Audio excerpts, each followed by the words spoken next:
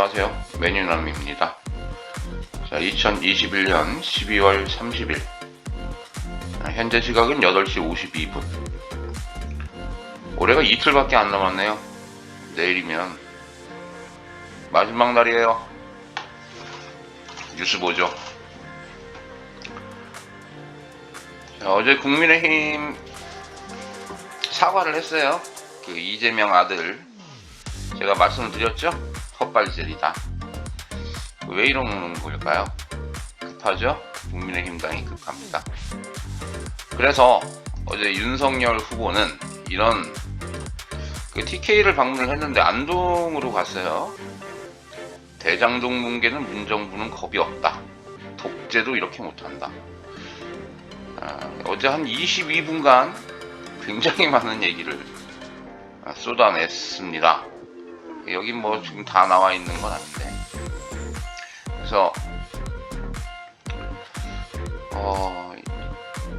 그 뒤에 어떤 전체 기사가 있는지 모르겠네요. 그래서 뭐 대충 이런 얘기를 했어요. 그 예전에 했던 얘기인데, 뭐 우리 민주화 운동 과정에서 주사파들이 들어왔고 그 주사파들이 함께 했는데 그 주사파들이 지금 현재 문재인 정권을 구성하고 있다. 또 문재인 정권이 뭘 해먹어야 되기 때문에 전문가를 데리고 오지 않고 삼류들을 데리고 와서, 참 왜 그런지 모르겠어요. 그 다음에 또 우리 토론과 관련해 갖고 가짜다 이재명 후보에게 그런 말도 날리고, 가장 충격적이었던 것은요, 다 필요 없고 권력 빨리 정부 내려오고 대선도 필요 없고 정권을 넘겨라, 이런 워딩을 했습니다. 이게 2021년에 대통령 선거에 나서고 있는 후보의 입에서 이런 말이 나올 수가 있나요? 독재 시대에는 경제도 성장을 시켰는데 지금 문재인 정부는 한 게 뭐가 있냐. 씁쓸합니다. 이런 얘기를 하는 건, 그죠? 그만큼 각종 지지율이 이제 역전이 되고 급하다는 반증이 되겠는데, 보수의 품격은 어디로 나갔나요? 우리 보수하면 품격 있는, 그죠? 원래 그런 게 이미지였는데, 지난번에 그 대선 때 홍준표 후보도 TK에 가서 아주 뭐 독한 말들을 쏟아냈고요. 윤석열 후보가 뭘 그걸 따라 한 건지 모르겠는데 TK에 내려가서 이런 표현이 적절한지 모르겠는데 막 싸질러 놨죠. 본인 선거엔 도움이 안 될 텐데요. 진중권 씨도 좀 너무 같다 싶었나 보죠. 이재명의 중범죄 발언은 무례한 것이다. 지지율 역전을 느끼게 되는 발언이었다. 바로 밑에도 이제 이재명 후보가 상당히 여론조사 결과가 앞선다는 내용이 나와 있습니다. 자, 이준석, 가세현 어떻게 됩니까? 일단 지금 상황 보니까 강용석 씨가 그 윤리위에 제소를 했고 오늘 윤리위가 열리는 모양이던데, 이준석 대표는 강용석 이 가세현을 고소를 했죠. 고소를 한 것 같습니다. 어떻게 되나요 이건? 별로 궁금하진 않는데 대선에 미칠 영향과 관련해서만 좀 보도록 하겠습니다. 앞으로 조국의 강을 안 건넌 것 아니고 못 건넜다. 상당히 강폭이 넓다. 어제 그 저녁에요, 그 토크 콘서트를 청년들과 함께 한 것 같은데 거기서 나온 말입니다. 자, 조국 씨의 뭐 표창장, 그 다음에 뭡니까? 그 각종 뭐 이제 그 비교과에 넣기 위한 그런 내용들이 좀 허위가 있었다, 이런 걸로 지금 재판을 받고 있는데요. 자, 이거 솔직히 얘기하면 청년들은 다 알 거예요. 청년들 왜 뭐 난리치고 뭐 어쨌는지 모르겠는데 본인들 다 허위로 자소서 많이 쓰셨고 그런 사람들 많아요. 물론 안 그런 학생들이 대부분이겠지만 특히 뭐 의대라든가 또 상위권 대학을 가는 친구들이 윤석열 후보 말 따라서 우리가 그 말을 좀 빌려오면 관행이었던 거예요. 관행. 고위공직자로서 그 부분이 이제 드러났어요. 드러났으니까 뭐 잘못했다 이렇게 얘기를 하는 거지만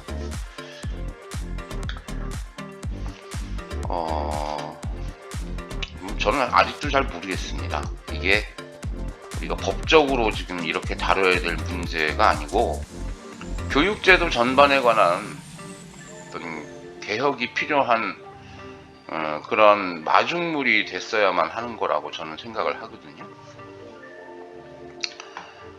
처벌받을 사람 많아요. 이렇게 되면. 자, 어쨌든요.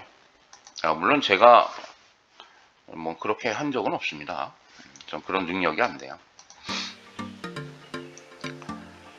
자, 여기 나오죠? 여러 가지 원인들. 독재 정부는 경제를 살렸는데 이 정부는 뭐 했냐?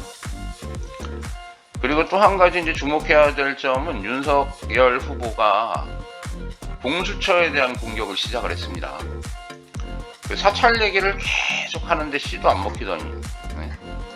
그래갖고 이번에는 대대적으로 이제 당 차원에서 공수처의 통신조회를 가지고 후보자 사찰이다, 후보자 탄압이다, 이런 프레임을 좀 가지고 왔어요. 수사 과정에서 통신조회를 할 수 있죠. 그건 누구보다도 윤석열 후보가 더 잘할 것 같고요. 윤석열 후보 시절에 거의 200만 명이 넘는 국민들을 영장도 없는 가운데서 진행이 된 것도 굉장히 많고, 사찰을 본인 말에 따르면 그게 이제 사찰인 거죠. 그러면 이제 내로남불이 되는 거고, 본인이 검찰총장에 있을 때 국민들을 대상으로 무차별적인 통신조회를 했던 것이 잘못됐다라고 인정을 하면 공수처에 대해서도 문제 제기를 할 수가 있겠죠. 저는 그렇게 봅니다.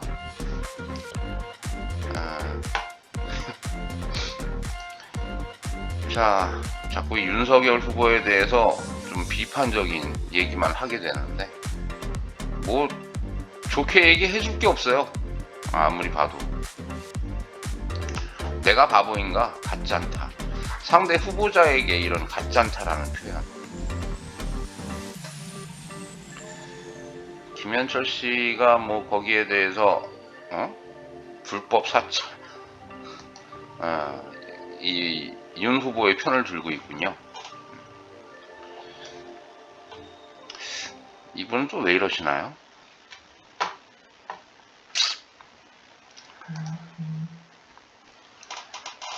자, 어제 이것도 좀 재밌는 상황인데, 안동에 윤석열 후보가 내려갔잖아요.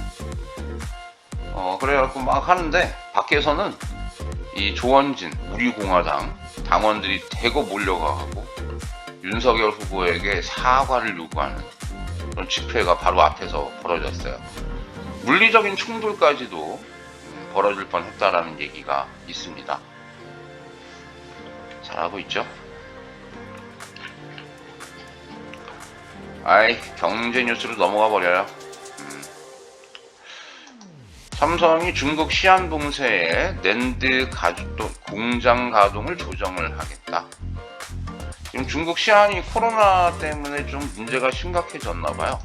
예전에 초창기 우한처럼 시를 봉쇄하는 것 같은데.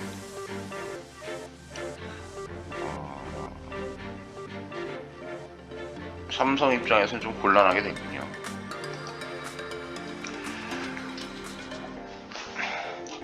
근데 삼성전자가 중국 시안 가동률을 낮추면 주가에 긍정적이다. 그래요? 뭐 공급이 줄어들어서 가격이 오르기 때문에 그런 건가요? 자, 주식 투자자 10명 중 8명. 미국 마이크론 어닝 서프라이즈에 삼성전자 기대감이 높다. 반도체 이제 실적 발표를 했는데 마이크론사의 그 실적이 굉장히 좀 잘 나왔나 봐요. 그래서 삼성전자도 실적이 굉장히 좋지 않겠느냐, 이런 예측을 하는 것 같습니다.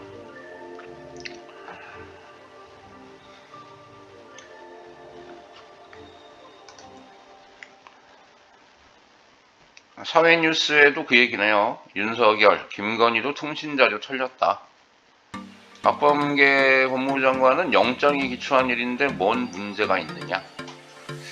그래요. 이건 뭐 영장을 발부해서 정당하게 집행을 했다면 별 문제 없이 그냥 넘어가겠죠. 정치적 공세로 보입니다.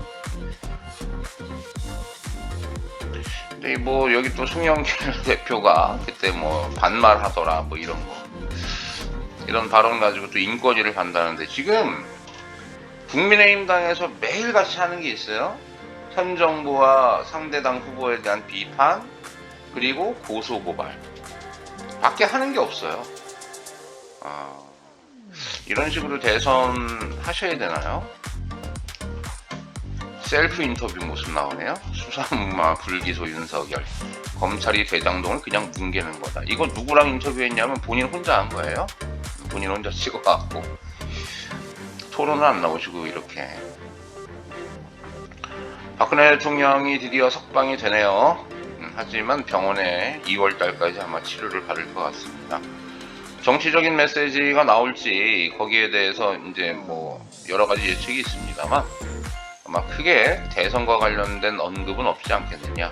근데 중요한 건 이 박근혜 대통령은 언급이 없다 하더라도 그 주변의 사람들이 뭐 박근혜 대통령이 이렇게 얘기하더라 하면서 뭐 한마디씩 하면 그게 또 대선에 영향을 줄 수는 있을 것 같아요.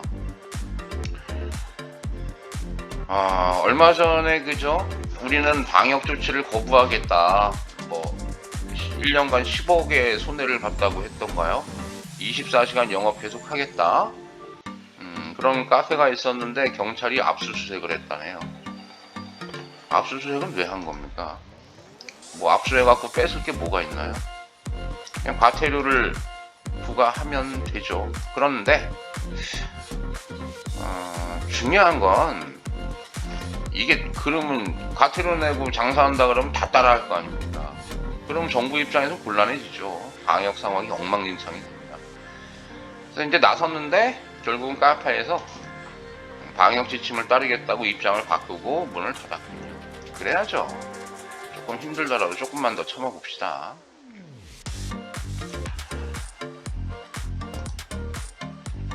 자, 중북부에 오늘도 춥던데 한파특보가 내렸고요. 충남과 호남엔 많은 눈이 예상되고 있답니다. 그래서 서울은 최저 영하 6도까지 내려갈 거라고 하네요. 저번에 10몇 도, 20몇 도까지 떨어졌는데 그거보단 좀 낫네요. 그래도 한파 최저 12도. 2022년은 호랑이 해입니다.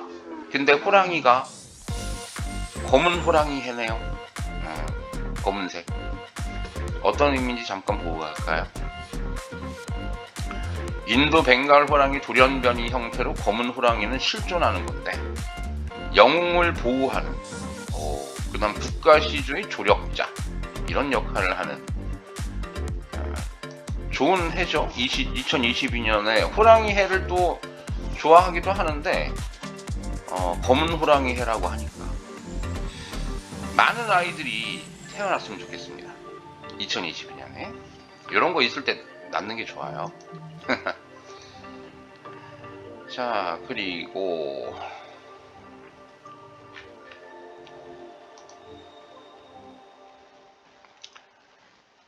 그 누리호 저번에 했는데 절반의 성공이라고 했었지 않습니까? 그때 궤도에 정상 진입을 못했는데 그게 헬륨 탱크 고정 장치 설계 때문에 뭐가 좀 떨어져 나왔다라고 해요. 누수가 있었다 이렇게 얘기를 하고 있는데 이 대단하죠. 근데 이거를 금세 그죠? 이유를 찾아내는 것, 이게 난 또 대단하다고 봅니다. 그 하늘로 올라가서 하늘에서 날아가다가 뭐 어떻게 됐는데 그걸 어떻게 알죠? 헬륨가스 고정 장치였다는 거를 금방 찾아냈죠. 이게 만약에 중요한 건 외국 기술로 했다고 해봐요. 그럼 이거 절대 못 찾아내거든요. 아니, 절대는 아닌데 오랜 시간이 걸리죠. 근데 이게 순수 우리 기술로 갔기 때문에 왜 실패했는지도 금방 나오는 거예요.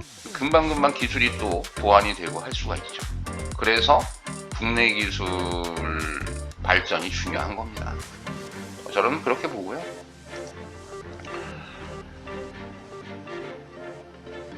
수신료를 인상하시겠다고요? KBS에서.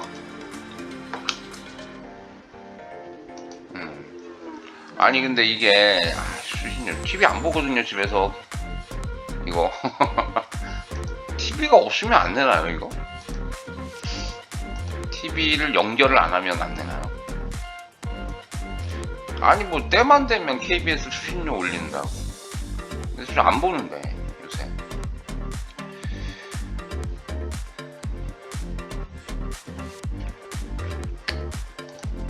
세계뉴스 어제 그 다음 포털에서 잠깐 봤는데 우크라이나는 그 국경에서 러시아군이 좀 철수를 했다라고 합니다. 그래서 조금 긴장 상태가 완화된 것 같다 이런 느낌이 들고요. 1월 넷째 주에 문 대통령과 시진핑 주석이 정상회담을 할 거다 화상으로. 그러면 2월 달에 베이징 동계올림픽에는 참석을 안 한다. 지금 정부는 어떻게 보고 있냐면 사실 김정은이 여기 만약에 참석을 한다라고 치고 그리고 우리 문재인 대통령이 가면 일정 부분 뭐 정상회담도 이루어질 수 있고 아니면 뭐 실무자들이라도 만나서 뭔가 얘기가 좀 진행이 될 수가 있죠. 종전선언 관련해서 나도 말이죠. 근데 지금 실무자들이 정의용 장관도 말씀을 하셨는데 좀 관계 개선이 어렵다라고 보는 것 같아요.